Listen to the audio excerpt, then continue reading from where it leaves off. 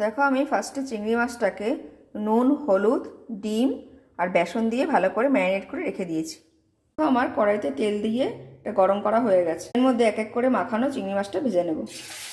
দেখো আমি চিংড়ি মাছটাকে এরকম গোল্ডেন কালার করে ভেজে তুলে নেব। আমার চিংড়ি মাছগুলোকে ভালো করে গোল্ডেন কালার করে ভেজে তোলা হয়ে গেছে। দেখো আমার চিংড়ি মাছটা ভাজার পর ওই কড়াইয়ের মধ্যে যে তেলটা রয়েছে তার মধ্যেই আমি মিক্সিতে যে পেস্ট করে রেখেছিলাম পেঁয়াজ বাটা, আদা বাটা, রসুন বাটা আর লঙ্কা বাটা দিয়ে আমি মিশ্রণটা ঢেলে দিলাম। মিশ্রণটার মধ্যে আমি নুন, চিনি আগেই দিয়েছিলাম, শুধু হলুদটা অ্যাড করে দিলাম। তো দেখো এই মশলাটা কষে এসছে, এর মধ্যে আমি অল্প টমেটো কেচাপ দিয়ে দিচ্ছি।